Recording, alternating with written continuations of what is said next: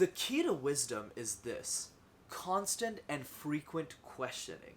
For by doubting we are led to question, and by questioning we arrive at the truth. Peter Abelard, philosopher from the 12th century. Questions are so important. But more important than that is asking the right questions. Because if you're able to ask the right questions, your audience will embrace you at a level you can't even imagine. So many people ask the same questions over and over again. But if you try and be different, you'll be able to understand them at a level nobody can.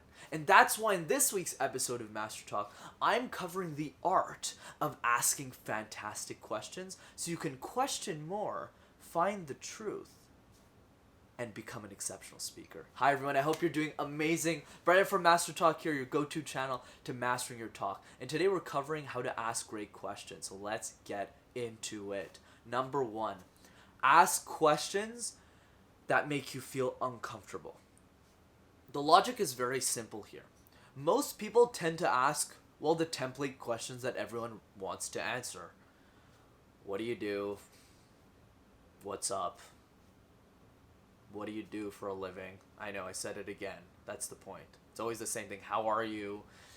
If you want to get better answers, you need to ask better questions. Here's an example of a question very few people would ask someone else. It's by Peter Thiel, the author of the book 0 to 1, which is one of my favorite books of all time. And he asks this question to every candidate that he's ever interviewed with. And that question goes as follows: what is the one truth that you believe in that most people would disagree with you on? What's interesting about this question, why very few people would ask it, is because it forces the other person to answer something controversial. Because if you believe something that most people disagree with, your general tendency would be not to share that information at the risk of your own public image. And this is an example of a great question.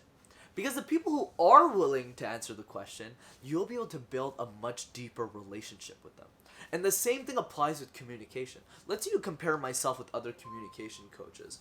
Other coaches might say something like, oh, like, they keep their tips very high level, usually like master pauses, and then master this or master that, but don't really add their own edge to it. Whereas me, when I give workshops, I go very philosophical. I talk about life, I talk about experiences. I'm not afraid to say things that are very non-scientific, just to get my audience's attention and build stories around that. So by definition, I become more controversial, but also by logic, I become more interesting to the people who are attracted to me as an individual and what I have to say. So what I'm trying to say here is the best way to increase the level of questioning and how amazing the questions is to ask better questions and then get better answers consequentially. Right? So that's an example of a question you can ask other people. Number 2, focus on questions that you can't get the answer to online. So what I love asking people are questions that are very specific. Because you have to always keep in mind that the best questions are often follow-up questions or very, very granular depending on what that person's background is, what their context is, but more importantly, what their story is. I'll give you a quick example of this. Let's say we're talking to the CEO of a consulting company that I had the chance of speaking to. And in that context, a lot of people, a lot of students or leaders would ask that person, oh, talk about your career path. Oh, talk about like the struggles you had. Oh, talk about the challenges. Talk about this. You know, it's just the same question that you would ask every leader. But you know what I asked him? He said at the beginning of his speech that he was happily married for 19 years. So when I met him for dinner, I asked him, well, I mean, you did a lot of success. You had a lot of success in business. But what's your secret behind marriage? Because, like, how did you do that? Consulting is such a difficult career. That's a very unique question that's very difficult to research online. Notice the difference. But the other thing I want to point out here is how did I come up with the question? And the way I come up with the question is I'm extremely curious as an individual. I want to know everything about everyone. I'm just so curious. I want to soak up all that knowledge so that I can move faster and achieve my goals faster. Here's another quick example. I love asking senior executives at any company or organization the following. What is the best piece of advice that you've ever given or received, wait for it, from another senior executive? Because if I just ask them the random, normal, general, oh, what's the best advice you have for me? Well, they're going to say something generic that I already know. Oh, don't give up. Understand your career is a marathon, not a race. Like, I know that stuff. But what is the best piece of advice you've ever given another senior executive who knows all the basic stuff? That's when you get into much deeper insights that they otherwise wouldn't have shared with you if you asked the wrong question. So remember, so far we've learned that asking unique questions that only apply to that individual is the best way to ask questions. And we also know that the best way to practice this is to ask questions that most people aren't willing to ask. Like the Peter Thiel question that I asked. Or the dinner guest question, which is the following. If you were to have dinner with anyone dead or alive, who would you have dinner with? And then push it a bit more by asking, what would you ask that person that you can't read about in a book or watch in a movie? Now you're going to get more interesting answers. And keep in mind, the more controversial the question, the less people are willing to answer it. But my advice is the people who are willing to answer it, you're going to build such a deep relationship with them. Because those are the people I generally only speak to and have a relationship with to begin with.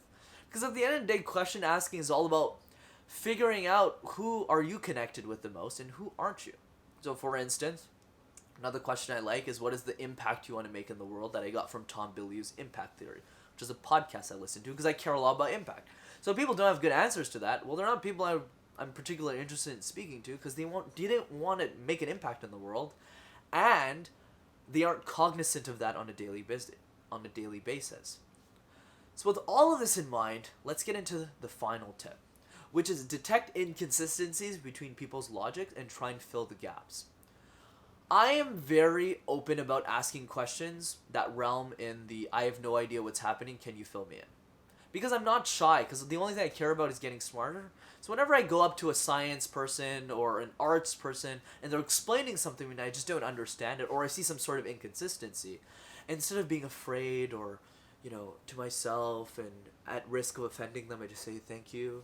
I just ask them straight up. Okay, you said X and it doesn't equal Y. Why is that? You said that art is important, but at the same time, you don't really spend enough time doing art. So why is that?